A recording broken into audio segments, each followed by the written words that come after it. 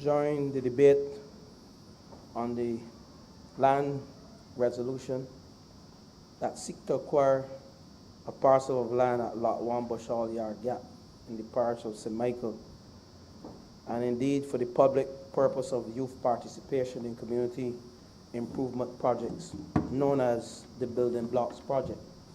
And Mr. Speaker, let me at this time thank publicly those officers in the former Ministry of Small Business Entrepreneurship and Commerce who indeed did this country well under my tenure as minister, and indeed those statutory corporations, including the Trust Loan Fund, which was a signature project by the Labour Party government, and indeed all the stakeholders, Chamber of Commerce, and everyone who served the purpose well in terms of building out small business in this country. And Mr. Speaker, I have moved in the Prime Minister's wisdom of reshuffling this cabinet, a dynamic team that she has. And I've been placed in that wonderful place called the Ministry of Youth, Sports, and Community Empowerment. And I want to thank the former Minister of Youth and Community Empowerment, because when I look at this resolution this morning, I saw his name written all over it. I saw his passion for the youth. I saw his commitment to empowering the young people in this country written all over this resolution. And what is before the House is part of the empowerment of our young people in this country. And I want to thank him for coming up with this Building Blocks program. Because, yes, you can give him a clap, because I think he did a wonderful job. The member for Christchurch, West Central. And indeed, this Building Blocks project is being developed as a means of providing a comprehensive community-based social intervention strategy to address the problems of unemployment and incidents of crime and violence which have been plaguing various communities across Barbados, and indeed in which our young people have been both victims and perpetrators. And Mr. Speaker, I wish to start on the premise that this government, in its manifesto, while in opposition, articulated a policy for the empowerment of young people in this country. And I can read from this wonderful book, because it says Which book is that, honorable member? The manifesto, the Barbados Labour Party, Building the Best Barbados Together, BLP 2018, the best for Barbados. And it is already a document of the House. Thank you, Mr. Speaker, for allowing me to be explanatory to the public with this wonderful document. And the Barbados Labour Party is firmly in the belief that if given the opportunity, our young people have the energy and creativity to solve many of our island's problems and take our country to a prosperous future. We articulated our vision in this manifesto to create new policies that empower Barbados' young people socially and economically, and ultimately transform Barbados into the best place in the world for young people to live, have a family, work, and to do business. That is articulated in the manifesto. We went further to commit to creating and evaluating national programs that tackle new threats to the well-being of young people, including issues of mental health and lack of self-confidence and identity and excessive social media consumption. But, Mr. Speaker, the Building Blocks program, and we're specifically speaking to the one now at Bushall, we're acquiring the lands to build out some 6 kiosks ranging from bars, cosmetology, hairdressing, and indeed growing of produce as a community-based project engaging in agricultural production. So, Mr. Speaker, this Building Blocks program is indeed a fundamental program as we seek to empower our young people. And I want to commend again the Ministry of Youth and Community Empowerment, now the Ministry of Youth, Sports and Community Empowerment, for the 4 projects that have, I will say, they're about to be handed over to the small businessmen and women in this country. And I will list the 4. In the Ivy, the parliamentary representative for St. Michael East would be proud to know that he has some 3 kiosks focusing on hairdressing, shop, cosmetology in the Ivy. And Parkinson Field, the member for St. Michael Southeast, would be proud to know that they too have some 4 or 5 kiosks within Parkinson Field. And then we go to Britton's Hill, where we have 4, and Britton's Hill straddles the member for Christchurch West and St. Michael South Central, and also St. Michael South. And then we go to Silver Hill, where we have the 4th project about to be handed over. So lots of work has been done in this Building Blocks program, and it's not just about building blocks or building these kiosks for people to occupy. It is solving a social problem in this country. Because, Mr. Speaker, when you analyze what has gone wrong in this country, we have seen high unemployment rate among young people, lack of recreational and sporting facilities, deficiency of functioning community organization, and a proliferation of substance abuse, low academic achievement of young people. And these are just among some of the challenges that we are faced within communities. And,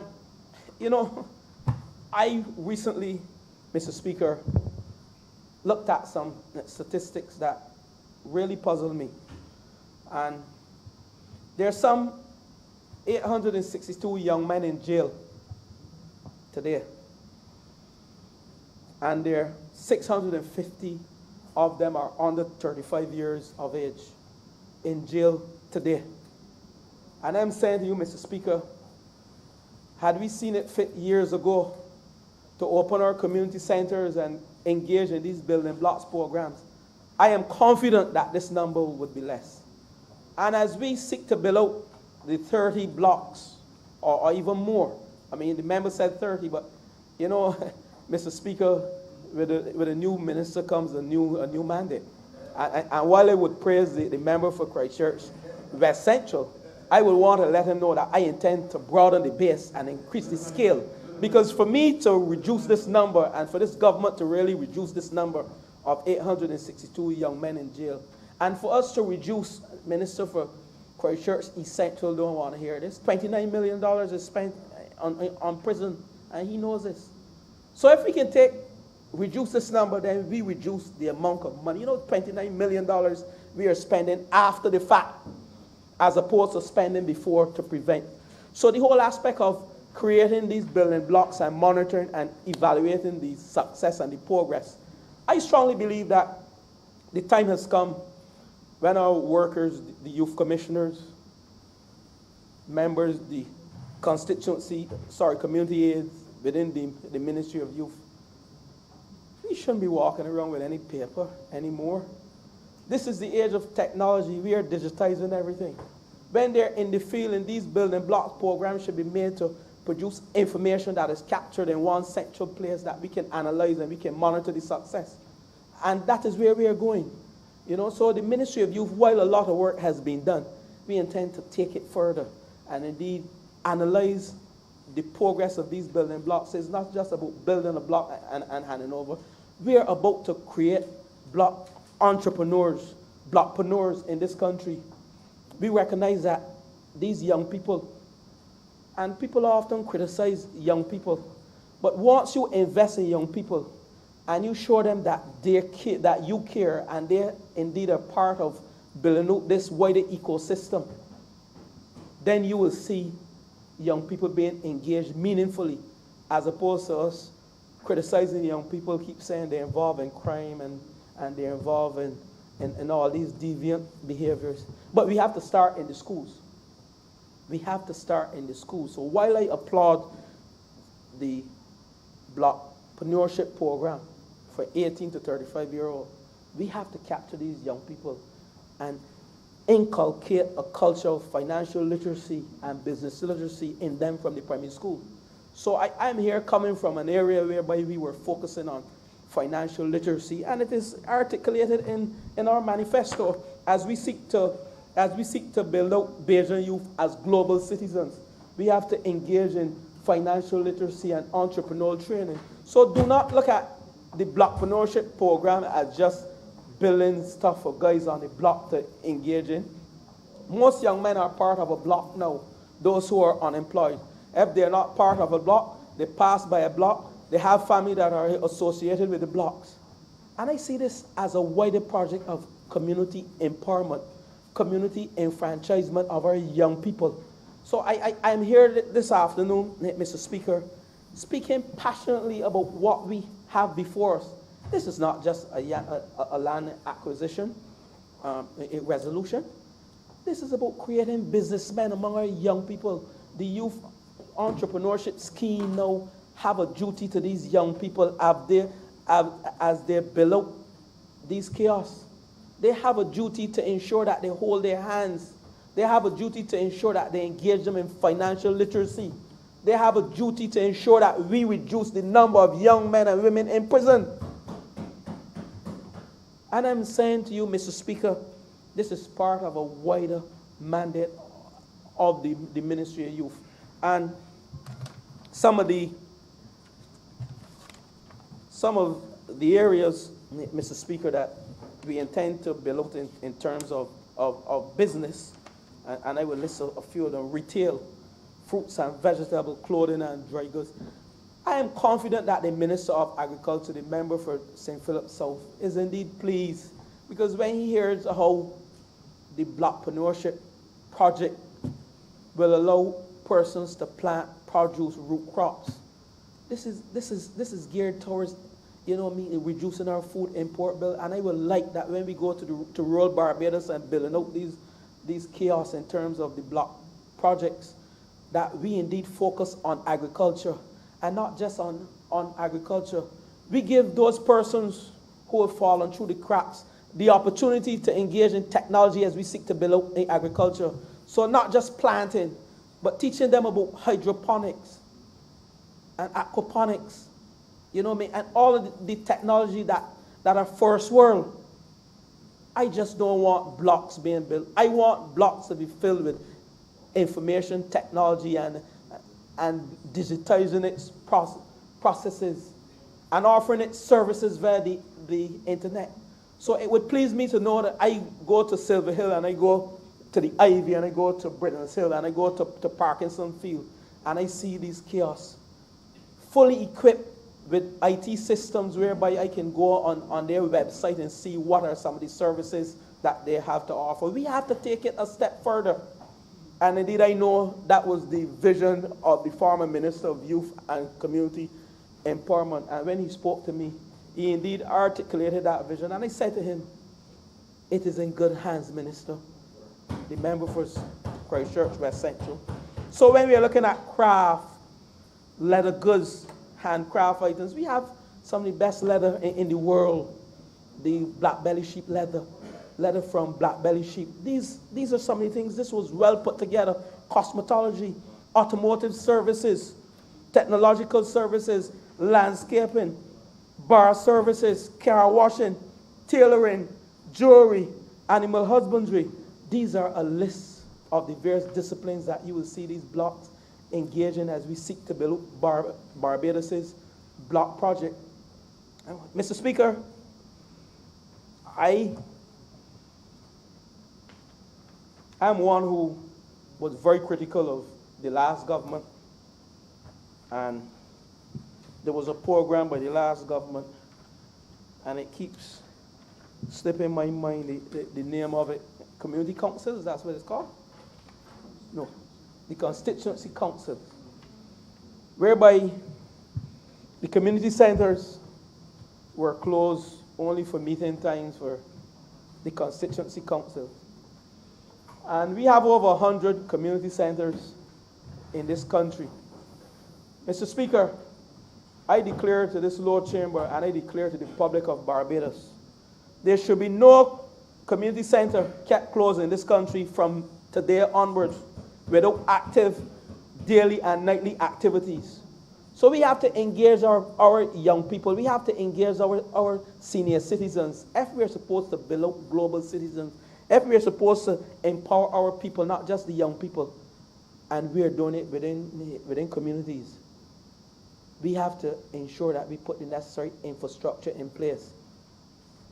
And I am on a mission to indeed review every single community center in terms of its functionality and in terms of its use and its fitness for use, to ensure that we engage the minds of our young people, and ensure that we engage the minds of those persons who have fallen through the cracks, to ensure that we engage the minds of the families. Because when we engage the minds of the families, when we collect data on our family structure, as we build out or seek to build out this program, you're not only going out there on a block, but you're going out there to gather information on families. And when you gather information on families, what do you gather? Information on persons who are not working, information on persons who need help, information on persons who have mental health challenges, information on persons who indeed have other challenges, and indeed not only challenges, but we also building out our database on those persons who indeed have talent, but whose talent have been untapped as a result of their being left behind and their being not unrecognized in our society. So, Mr. Speaker, my few minutes here in endorsing the land acquisition at Bushall is to say to every single member of parliament, is to say to every single block, is to say to every single community center, is to say to every single family in this country that the role of the youth commissioners and the role of the community aides, while the former minister and the member for Christchurch West Central had it in his vision, I will implement it. We are coming to the families and we are coming to you, knocking on your doors. Gone are the days when we will sit down in an office as youth commissioners and community aides and seek to gather information on people within our communities. We have to get out there, be among them. The member for St. Michael East, I just listed your kiosk as one of the projects within the Ivy, they call it the Back Ivy. And I know you are proud, the member for St. Michael East, to know that under this institution, we have indeed given 6 or 7 businesses the opportunity within your constituency to earn a living. Now, when we are talking about the youth entrepreneurship scheme, that is part of the wider network of the entrepreneur ecosystem network. And indeed, I did see within the written document some of the key stakeholders, Fund Access, Trust Loans. Some of these businesses now, as a result of government policy, some of these businesses now, and some have gone already to acquire trust loans to start up their businesses. I heard the member for St. Thomas speaking about the trust loans. And indeed, we have looked at this thing holistically. We are saying we are not only building out the blockpreneurship program, but we are providing financing for these small businesses. This is a sector. This is a sector, the working class sector, that was ignored for 10 years in this country. These are people with skills and ideas, indeed, who are willing to contribute to the micro, small, and medium enterprise sector, whether they're young people, whether they're middle-aged people, whether they're senior citizens. But as a result of the nature of their financial situation, that sector was untapped. And that is why we, as a government, provided seed capital for programs like this to indeed become successful. And I'm certain that the monitoring and evaluation process that we will put in place within the Ministry of Youth, Sports and Community Empowerment, we intend to make sure that every single one of these projects become a success. We are not going to leave them by themselves. Constant monitoring and evaluation, that is what we were lacking in government over the last 10 years under the Democratic Labour Party. How do you assess whether something is working? How do you assess whether something is successful? You monitor, evaluate, and you make improvements as you go along. So, Mr. Speaker, I am indeed proud to be associated with this project. But I want to go further as we seek to empower the youth in this country. Again, Mr. Speaker, this lovely book, the Manifesto Building the Best Barbados Together, we have articulated in our second bullet. It is for this reason that we are committed to allocating 5% of all government procurement contracts to businesses owned by young Barbadians. And I'm saying to you, Mr. Speaker, we have already put the necessary policy initiative in place, and we now have to implement this. And I will be pushing to ensure that our young people get their fair share of contracts in this country.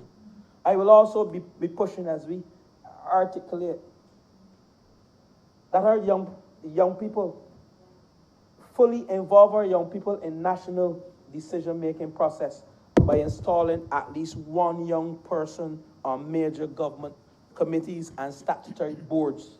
I'm saying, Mr. Speaker, this is indeed something that I'll be discussing with my colleagues. When we look at Barbados 30 years from now, you might be seeing Dwight Sutherland. You might be seeing the member for St. Michael South Central. You may be seeing the member for St. Philip South. You may be seeing me, Mayor.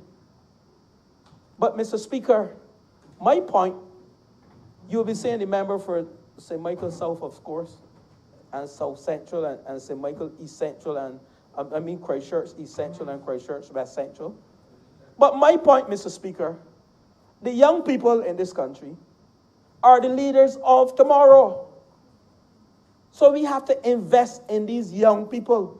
So having them part of our decision-making and sitting on statutory boards and committees organized by government argues well for the future of this country. This morning, Mr. Speaker, at 9 o'clock, I met with all the national coaches of this country under the National Sports Council. And I said to them, you're in the schools, the primary and the secondary schools. When they introduced me, they said, this is the most important person in the ministry, meaning the minister. And when I spoke, the first thing I said, dispel that notion. You, the coaches, are the most important people within the National Sports Council. You're the ones who interface with the young people daily, on a daily basis. You're the ones they see as their mentors. You're the ones they look to for guidance, not the minister. Yes, the minister, but you're the one interfacing on a daily basis. You're the one that we put to build a sports industry and to build a sports economy, whether it is by the elite, whether it's through community-based or it is whether within the youth. But my point to them is that the future of Barbados resides with the youth.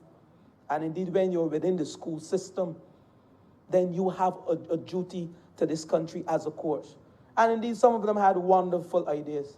I was impressed with the discourse this morning, and I would say to the Lord Chamber and to the public, our coaches at the National Sports Council are indeed knowledgeable, and indeed they are capable to build a sports industry in this country and a sports economy by empowering our young people within the primary and within our secondary schools. So I would want us to see this project, Mr. Speaker, as no whims and fancy project.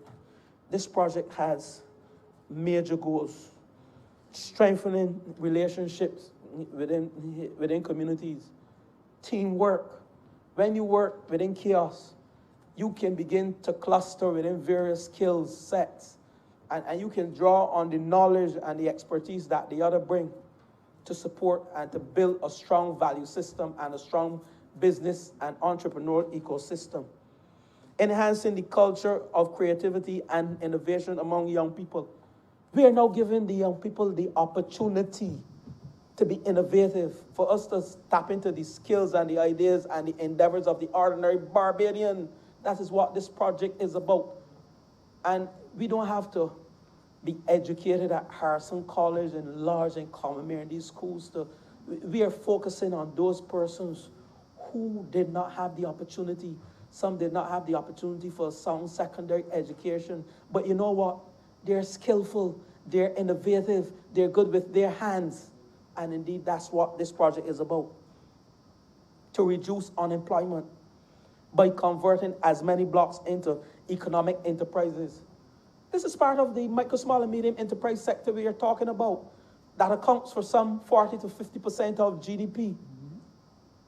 We should be all excited about this project to enhance youth mainstreaming by moving young men and women away from block culture and into mainstream institutions and moving them into business. Redirecting our young people to using the community centers as social and creative spaces with community development aids that I spoke about, available to provide the support and entrepreneur development training. So we are building the blocks, yes, but we are then utilizing the community centers for our training of these block entrepreneurs. Creating the environment to enhance the self-esteem of marginalized young people. We recognize today in some quarters when you approach persons, they either do two things. They either retreat or some of them get aggressive with you because they're putting up that block. So we as mentors and as policy makers, we have to recognize that when you go on a block and you see someone behaving hostile, sometimes you call that being afraid to communicate. You find that. Social workers know that. They may be afraid to communicate with you, so they see that as a means of defense. Begin to, create the language and use some adjectives to describe their situation and their being. And indeed, we then have to hone in. That's why we have the community aids. That's why we have the youth development officers, what they call the youth commissioners. I believe that name should change. Youth commissioners, youth development officers. We are developing our young people. Gone are the days we look at young people and call them youth commissioners. They're about developing our young people. So when we build these blocks within the Ministry of Youth, Sports, and Community Empowerment, we have the resources indeed that will go into the community centers and create the programs for the sustainability of these blockpreneurship programs. So I'm saying to you, and I will repeat it and reiterate it, no community center in this country should be closed. We have to engage in wholesome activities within the community centers to empower our young people, to provide the necessary training for the marginalized youth, to build self-esteem, to build businessmen and women, whether old or indeed mature. So I am asking us to treat this program as a community empowerment program. Treat this program as one that is enhancing participation of our young people. Treat this program as one that is part of a revolution, revolutionizing the informal economy. Because most of these persons with the skills and ideas operate in the informal community. So see this as an opportunity now to formalize a lot of business in this country. So I am urging you, Mr. Speaker, and I'm urging the public, treat this block project as part of a wider empowerment of our young people, as part of a wider project to rid the blocks of indeed deviant behavior. Treat this block project as one of assisting families with the marginalized youth, treat this block project as one of assisting in building out the micro, small, and medium enterprise sector, and indeed treat this block project as part of this government's mandate of building global citizens through a financial and business literacy program. So, Mr. Speaker, I close by saying to you, the best is yet to come in the Ministry of Youth, Sports, and Community Empowerment. And I want to end by congratulating the staff and the former Minister of Youth and Community Empowerment for leading the charge. And indeed, in the wisdom of the Prime Minister, I am here to carry on the good work that we have started in that ministry. I am obliged to you, Mr. Speaker. Honorable St. James North. Thank you, Mr. Speaker. I rise to speak in support of these land and housing resolutions which are before your Parliament. I will speak mainly, sir, on the acquisition of the lands in Belplain, St. Andrew, but I would also touch on the acquisition of the lands for building blocks in Bush Hall, as well as on the botanical gardens, and generally on housing and land policy of the Barbados Labour Party. So the acquisition of the land in Belplain is, and I state up front, sir, of ancestral interest to me. Dame Ermintrude Bourne, my father's first cousin, her father and my grandmother were siblings. And, you know, I probably would not be in elective politics today, but for that kind of family background. She is someone who I knew from the time I was very young.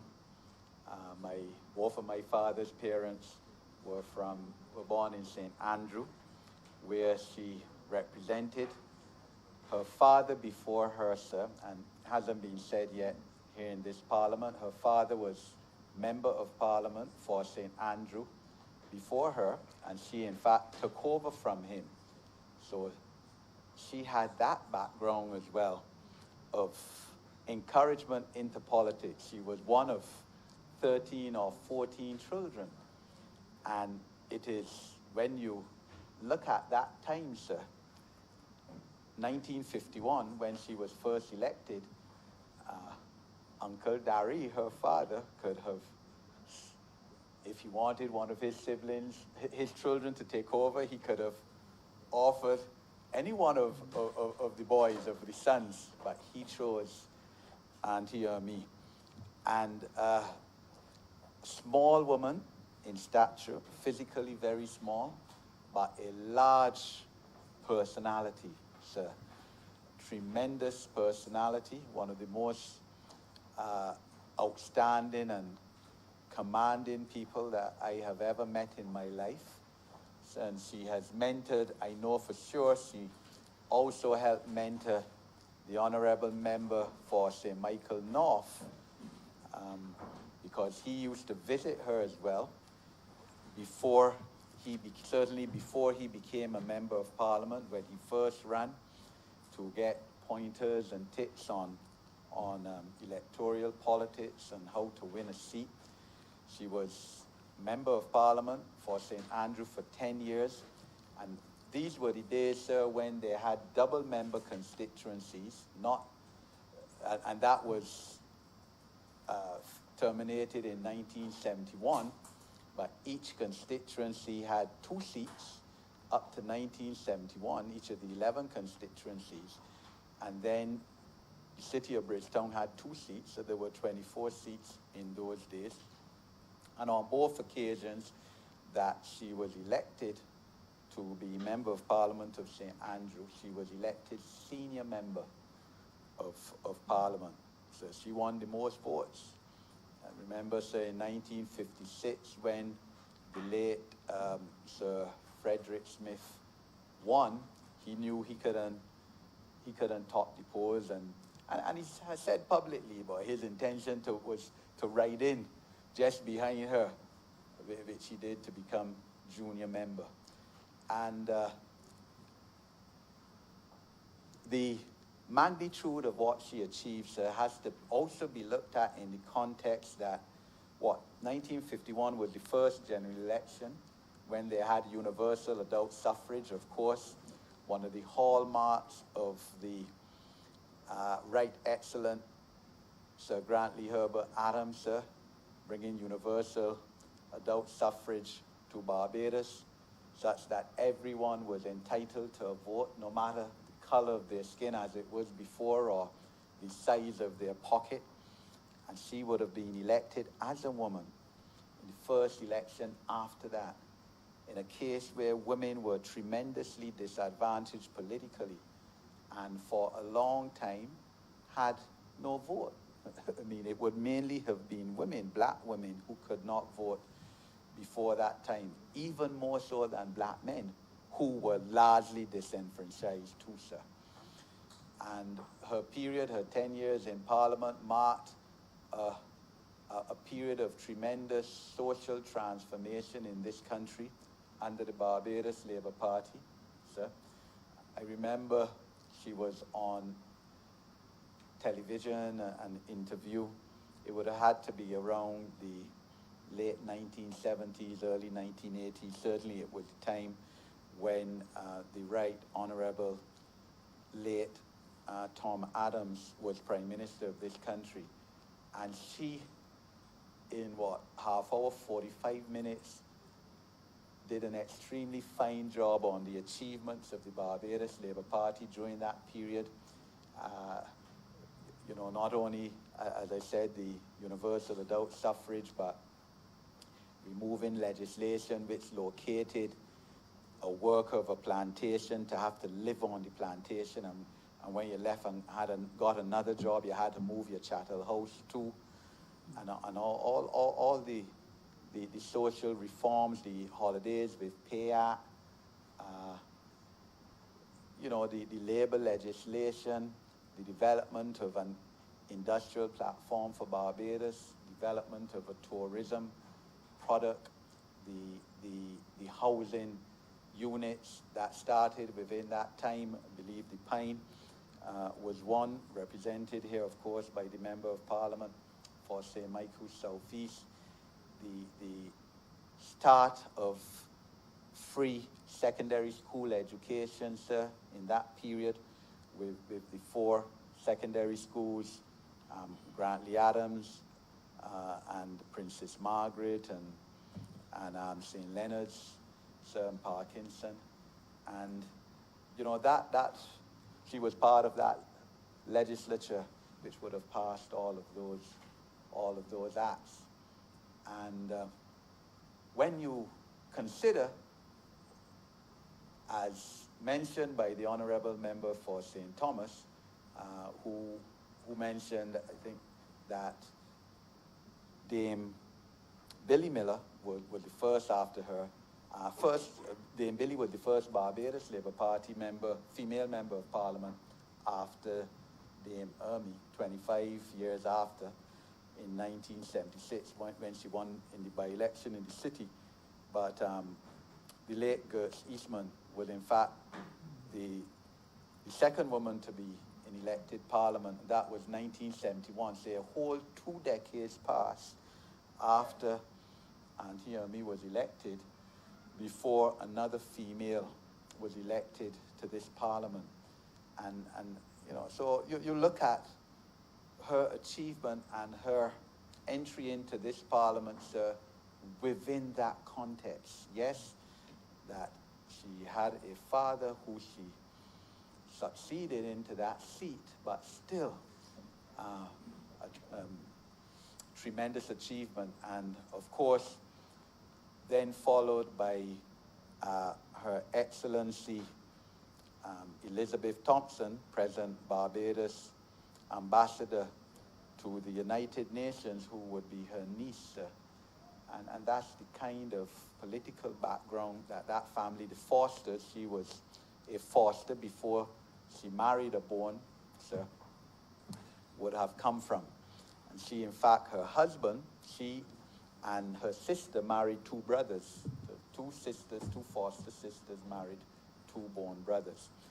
And I commend the present Member of Parliament for St. Andrew for his initiative in bringing, at least being the prime person in bringing this resolution to this Parliament, and in insisting that, you know, the Cabinet agree and that Parliament pass this resolution to make her residence, Dame Ermey's residence, a national museum.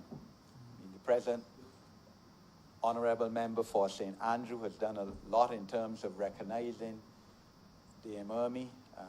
The memorial lecture, which has been going on, I think, last year was the third year. A memorial lecture held at Alene School in the heart of the constituency in commemoration of Dame Ermey, and the Honourable Member's constituency office, I believe it is named after her as well. It certainly has a big picture of her at its location. But, you know, Dame Ermey is totally befitting of this honor and this resolution, which will seek to make a national memorial of her home, because we have to have these examples to our younger people, to let them know that you can achieve whoever you are once you focus, once you're determined, and once you stay the course, that you can achieve anything in this Barbados, whether you're male or female, whether you're born in the country or you're born in the city, sir. And you know, these monuments to our heroes have to stay present before the mindsets of all of us, especially our young people. So of course, Dame Ermey has received other honors. As we know, the former East Coast Road is named after her, Dame Ermeytrude Bourne Highway, and has been said earlier, of course, particularly by the Honourable Member of Parliament for St. Thomas, the committee room in Parliament in Bridgetown, the home of Parliament, was renamed after her in December 2018, herself and Dame Billy Miller, the first two of the finest individuals, and not only females, two of the finest parliamentarians this country has seen. So in terms of the,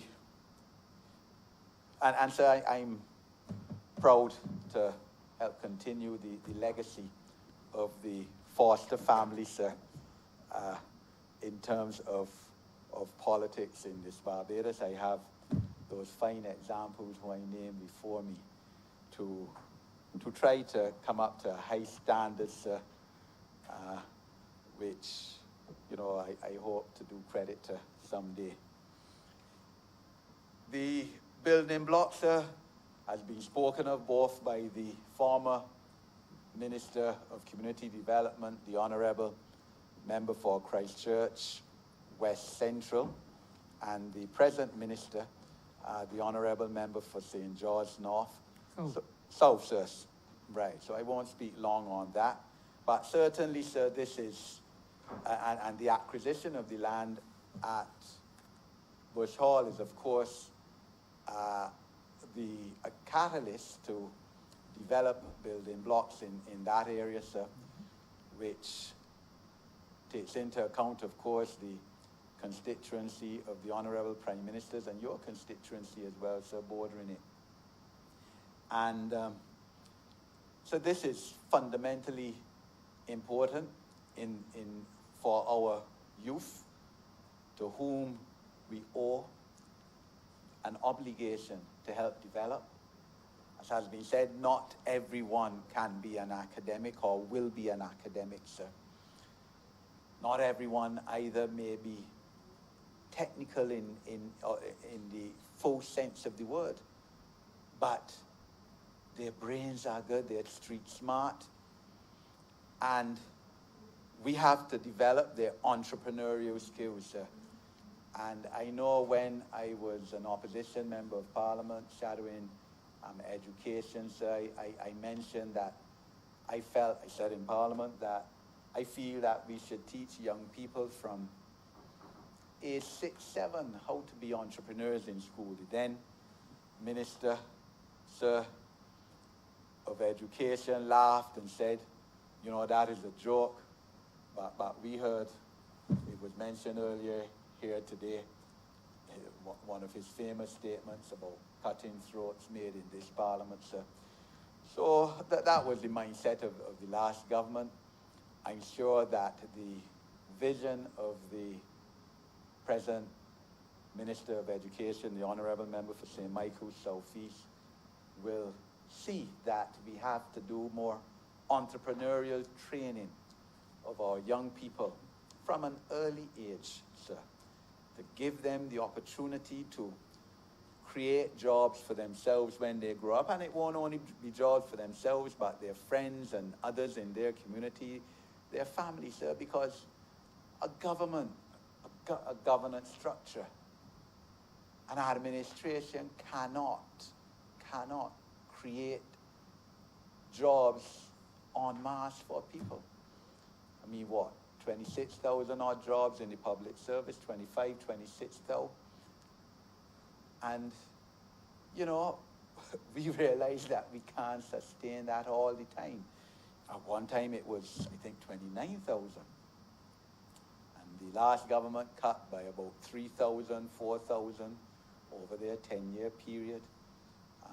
This administration had absolutely no choice when we came into office in late 2018 to also make redundant just over 1,000, because public service can't sustain jobs. The political directorate has to create the environment where people can grow, young people can grow, that the potential of their talents can be fully realized.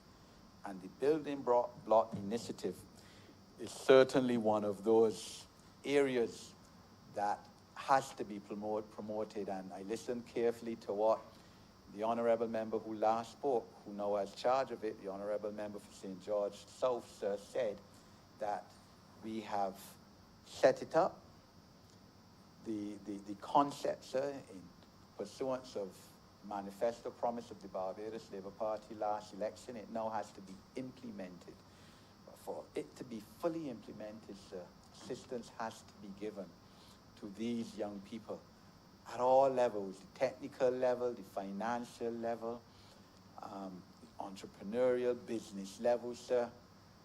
And I trust that we will do all that can be done, that Cabinet will devise policies which will see this extremely noble concept fully operationalized, because as I said, we owe it to the people. The concept of giving 5% of government contracts to those within the communities and helping them build up within the communities, and also, so part of that is people with disabilities, has to become actualized, because there's no use having that as a policy, but then those whom the policy is supposed to assist are not able to fully access the benefits, and they're not going to be able to fully access the benefits unless they're assisted and facilitated in so doing at every level, by not only the government structure but by the private sector as well, sir.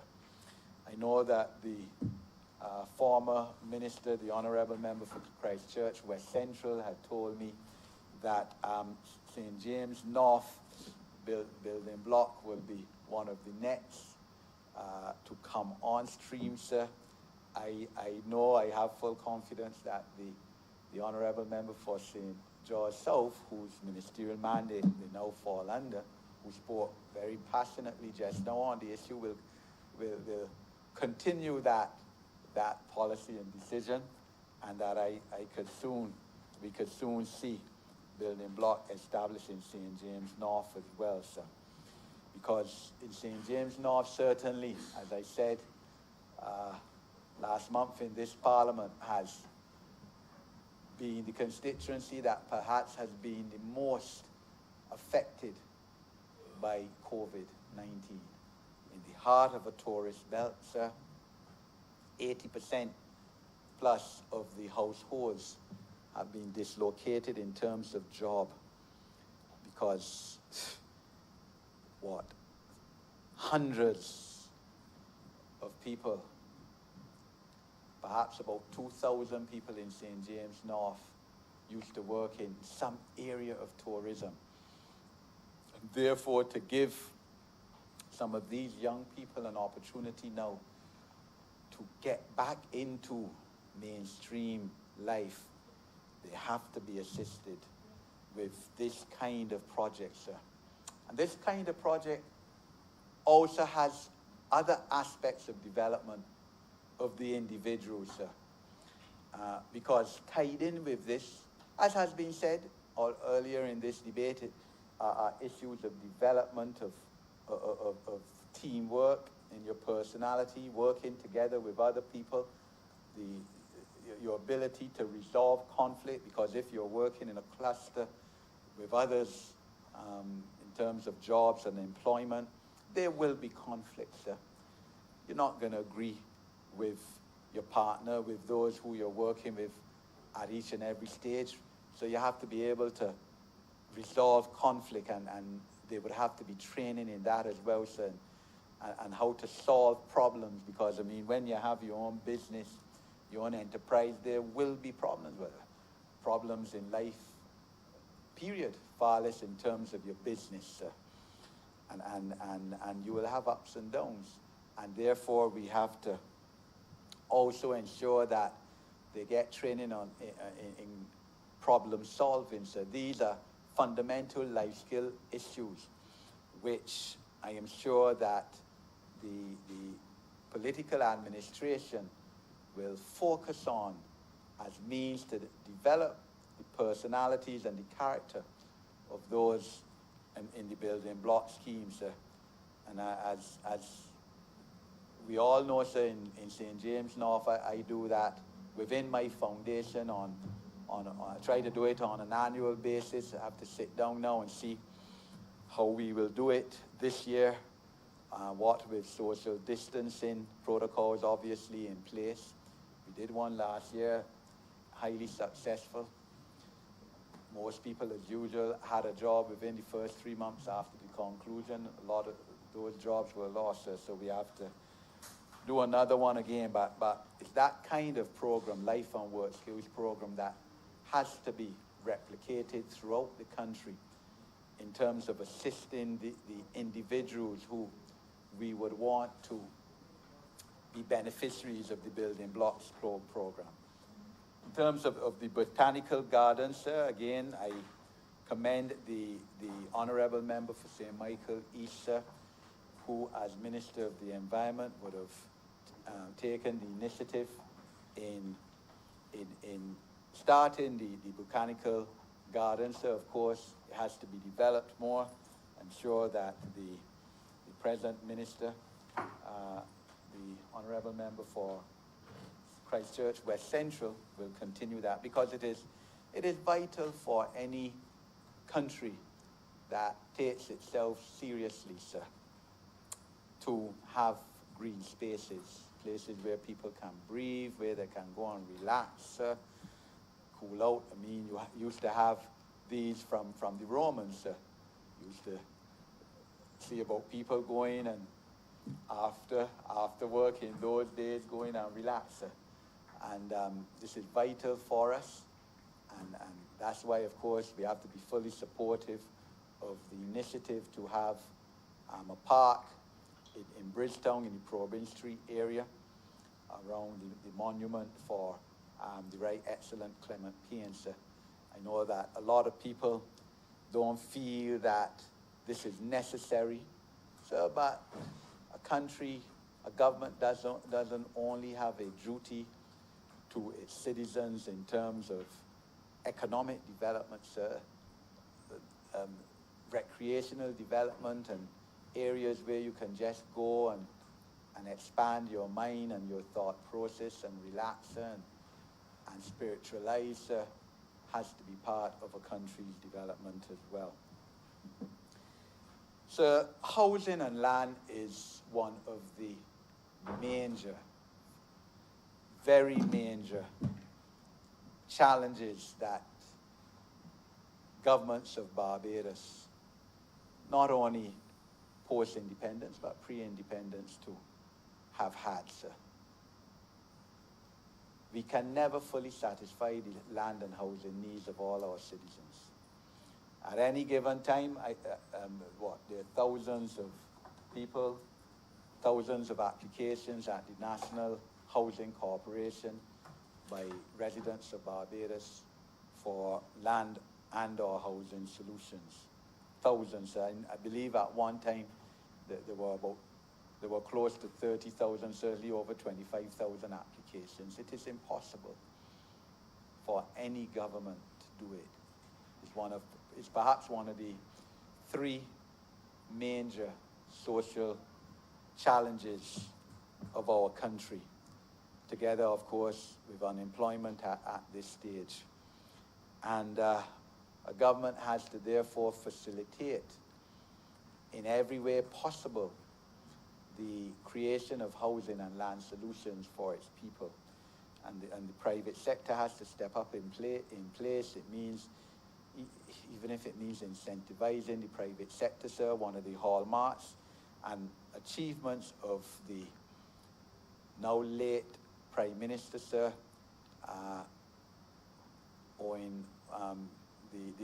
the Right Honourable Owen Arthur, the former member for St. Peter, sir, was the initiative which he took, sir, together with the present Honourable Member for St. Andrew, and who was Minister of Housing then in the first term of the Right Honourable late Prime Minister's Prime Ministership, as well as the Honourable Member for St. George North, who was Parliamentary Secretary during that time. One of the main achievements of the late Prime Minister would have been the creation of mortgage facilities, 100% mortgages, facilitated by the then Barbados Mortgage Finance Company Limited, credit unions and other financial institutions, whereby people were able to access even the deposit, the 10% deposit on the purchase of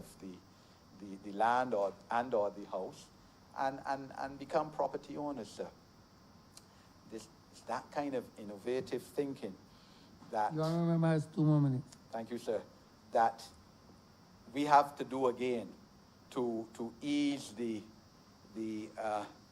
challenges that we face with so many people, rightfully, sir, wanting to own a piece of the rock. It was mentioned earlier, the derelict buildings. I know at one time it was said, and I don't believe that the amount has been reduced by that much. There were about 1,700 derelict buildings or on lands in St. Michael alone, sir. And we have to find a way, a creative way, legally and otherwise, whereby these can become housing solutions for our citizens and residents.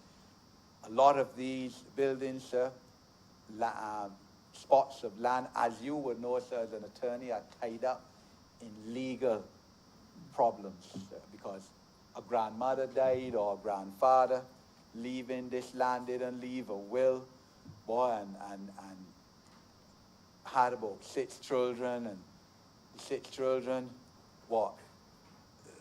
4 children each, and troubles over who is the owner. But we have to find a creative legal device, an administrative device, whereby these properties can be released for the benefit of housing solutions, because they're no use to anybody. I mean, as we know, the Land Tax Department, as called now Barbados Revenue Authority, occasionally will sell out some of these properties for arrears of land taxes, but that obviously is not a solution at macro level for all of these derelict buildings to become marketable for ownership by those who need and who rightfully desire ownership of the piece of the rock. So, sir, these 4 resolutions are all in fine order.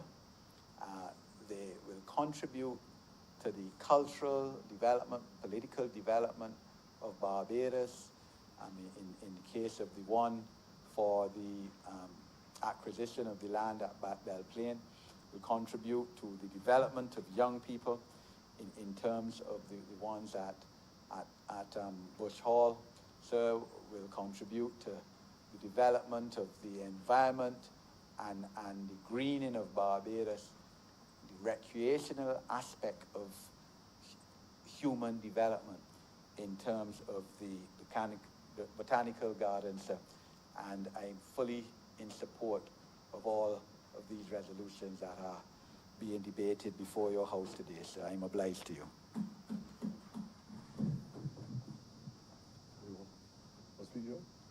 Honorable member for St. Andrew.